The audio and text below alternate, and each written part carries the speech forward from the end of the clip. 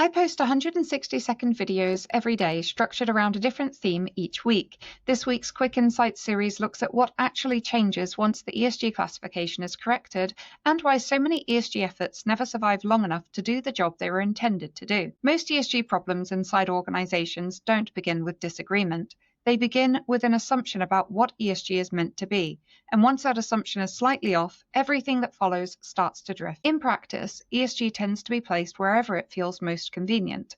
When that happens, it gets absorbed into systems built to deliver activity, demonstrate performance, or explain outcomes. Those systems are good at what they do, but they are not designed to govern risk and exposure, and that's where the problem starts. ESG doesn't behave like a program that needs momentum or a report that needs completion.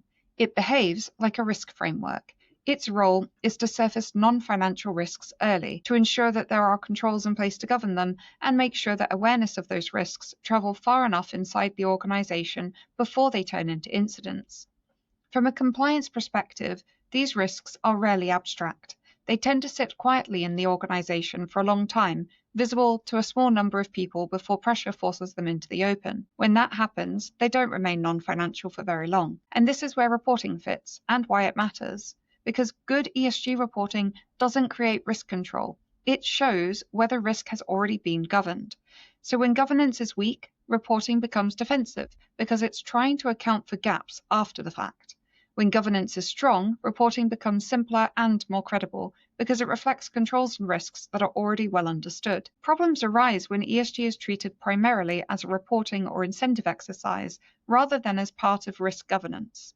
In that position, it starts being evaluated on outputs and narratives instead of on whether risks are actually being identified early and managed in practice. That's why ESG so rarely fails through open resistance. There is no dramatic rejection.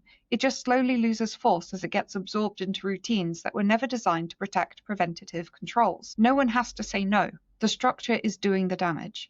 And until ESG sits alongside functions that own risk identification, escalation, and downside control, it will continue to look active on paper while underperforming in practice, even inside organizations that genuinely believe they are doing the right thing.